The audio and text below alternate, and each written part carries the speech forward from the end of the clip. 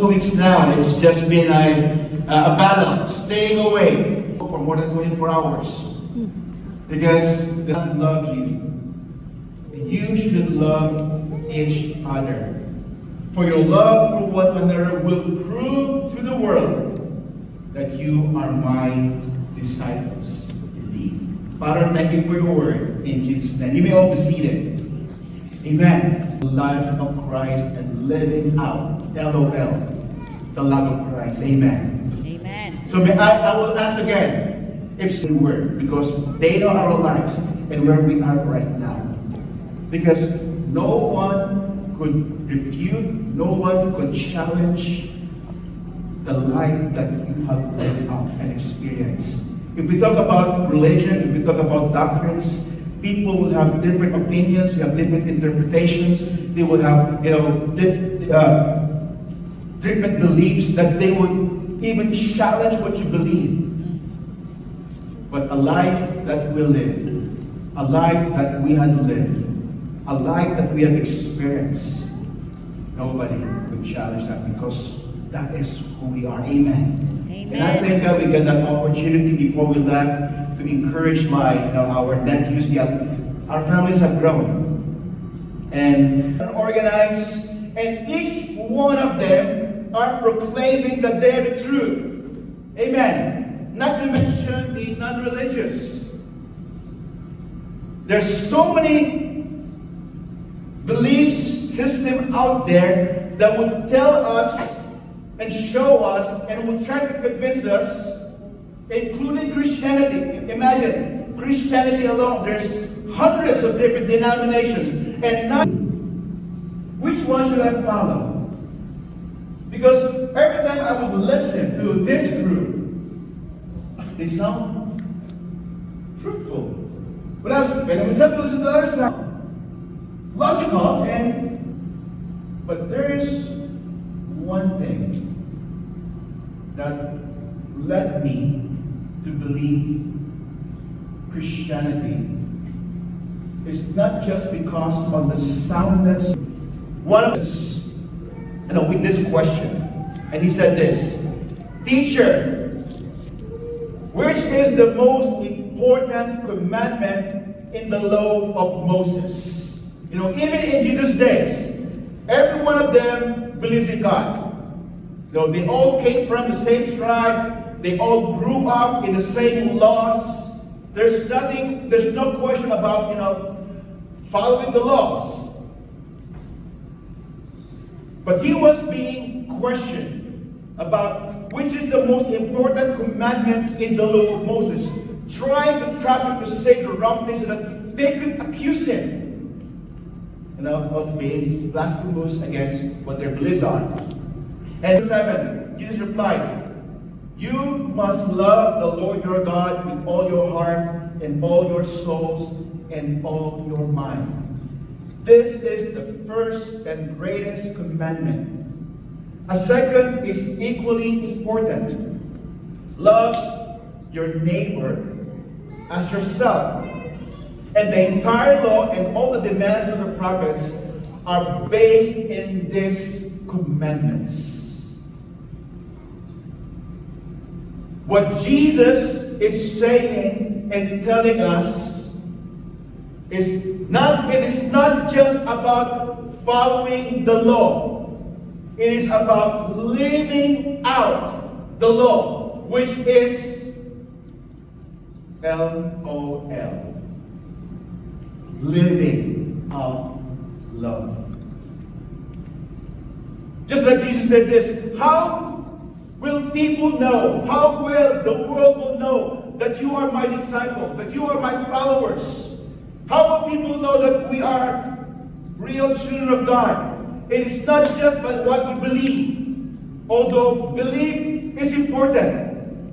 It is not just by the doctrine that we follow, even though those things are good. In fact, even what's the difference? Just by the beliefs that we do, it isn't just by the things that we do. It is by what we live out with this thing called love. Love God with all your heart, with all your mind, with all your soul. And love your neighbors love others as you love yourselves. Because your love for one another will prove. This is the evidence that would charge us. This is the evidence that would put us guilty as Christians. That your love will prove to the world that you are my disciples indeed. And love is a very, very big topic that I could not just squeeze everything up in one Sunday. So it is my hope that as we progress through, my hope and my prayer that this love would grow out in our lives for people to see and people to know that we are indeed His followers. Love is more than important than all the spiritual gifts in the church body. In fact, in 1 Corinthians 13, Paul defined this. What is really love? What is love? And he defined it this way. If I speak in tongues of men or angels, but do not have love, I am only a resounding gong or a clanging cymbal. In other words, nothing that I say will matter. I may say a good preaching, I may say, good things, but if I say those things without love, words without love are worthless. No matter how good my English accent is, or my Filipino accent is, it doesn't matter how good my vocabulary is, but if I don't say it in love, all these things doesn't matter. Amen. If I have the faith of prophecy and can fathom all mysteries and all knowledge, and if I have faith that can even move mountains, but do not have love, I am nothing. And Paul was saying that nothing that even that I know will even matter. It is good for us to be knowledgeable in the scriptures. It is good for us, to even memorize the scripture. We could quote it. But without love, he was saying, it doesn't matter. Brilliance without love equals zero. No matter how good and brilliant our ideas are, if those are not shared without love, he was saying, all of this are basically nothing. Nothing that I believe would even matter, because even faith without love, James says this, faith without works, and he's talking about the works of love, is just as good as dead. Amen. It is not just what we believe that makes us Christians. It is what we do with it. Are you with me? Amen. Amen. Yes. Now I'm starting to get awake. And verse 3 says this too. If I give all that I possess to the poor, and give over my body to hardship, that I may boast, but if I do not have love, I have nothing. But nothing that I will give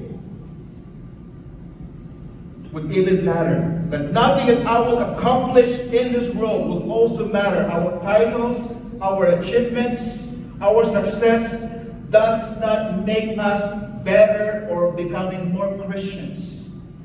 Because without this love in our lives, everything doesn't matter in the eyes of God. That's why, if there is one thing, if there is a gift that we would want to excel in, Paul teaches this to the most gifted church in the New Testament, the Korean church.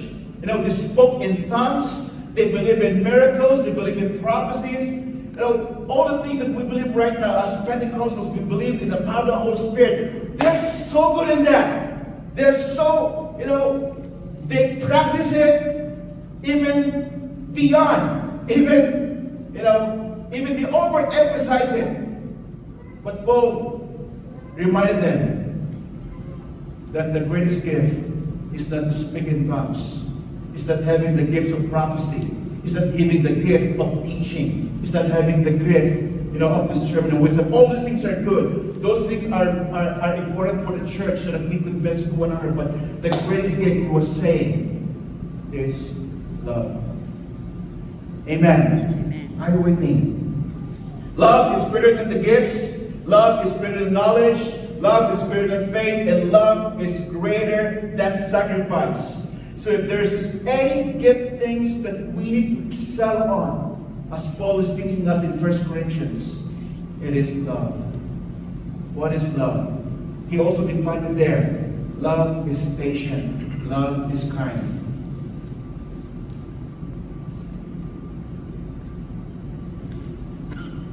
We want to grow in faith, in knowledge, in sacrifice, but most of all, we want to grow our love. So, here's the big question. How can we manifest that love in our lives? That when people sees us, when people hears us, when people are with us, oh, he is a real Christian. Amen. Oh, he is guilty as charged. He is an LOL. He is living out love. How can we love others just as Jesus has loved us and every one of us? This is a big topic. There are so many things we could talk about, but I would like to focus on 3 areas that I hope every one of us will be able to LOL. Not only this Sunday, not only this week, but for the rest of our life. Is that good? Amen. Amen. Are you with me? Hallelujah. So when we go out there, another, to help one another, to show love and to do good. It is easy to help others when it is convenient, isn't it? When it doesn't affect our schedules, when it doesn't affect, our wallets, when it doesn't affect, our time. But the real test that we truly love is we help out, even if it's not helpful for us. Helping others will not always be convenient. In fact, most of the time, it is very inconvenient. At times, it is a burden at your time. Right? At times, it's a burden on your energy and even in your resources. But when you love someone, nothing is inconvenient. Amen, Brother Joseph. Proverbs 3:27 says this: do not withhold good from those who deserve it, when it's in the power of your hand to help them. If you can help your neighbor now, don't say come back tomorrow and I'll find help for you. One of the things that really God rebuked me is about helping my relatives. Anybody here have received a message? I think it is only you are at least on the top 10% wealthiest people in the world. Are you guilty? Yes. And somehow they see us, as somebody that could neighbor, and that was a sin for me. Blessed are those who help the poor. And I have so many poor relatives, unfortunately. But I thank God He has put me in a place where I can become a blessing.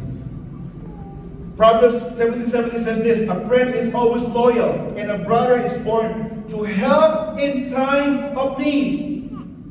The reason why you have friends is because one day they could count on you whenever they are in need of help. Proverbs 9:7 says this: if you help the poor, you are lending to the Lord. Amen. We could not outgive God. Amen. But the moment you help those who are not able to help themselves, you are lending to the Lord. And guess what? When God pays back, He gives back with so much interest. Not just 10%, not just 100%. I believe it's 1,000%, even this is the pastor's wife. Amen. Amen. And Proverbs 29 says this, verse 10: the bloodthirsty hates blameless people, but the upright seek to help them. Amen. One of the ways, and I believe one of the biggest ways we could show our love for one another is when we help, even though it is not helpful for us. Second thing I'd like to mention is this. We show that we are followers and disciples of Christ by our love, by giving. Say with me, giving when it hurts. Ouch! When does the time where giving hurts?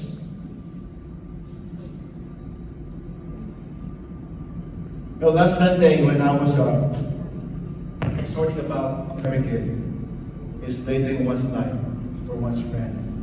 Because the greatest love that you can have for your friends is to give your life for them. Because love is something that you give away. I'm so glad that here in this church we have many people that help even if it's not helpful for them, and even give even when it hurts. Every single Sunday morning, now we have a group of people, we call them the auto builders, led by Brother Joseph, that comes here every 8:45 in the morning. Forgive me, Brother Joseph, I was late today because I wasn't able to sleep. And I know you will forgive me. That they would just give out their time. I thought I have learned to love. But when this thing happens in me, it challenges and reminds me, whom do I really love? Do I love myself more? Or do I love God and others more? How can we show our love? This is the third one. Pain hurts from others without hurting back. How many of us here have been hurt by people? Us, the people who annoy us, the people who persecute us, the people that hurt us. Amen. Are you a Christian? Amen. Are you guilty as charged? We all stand up with me today as a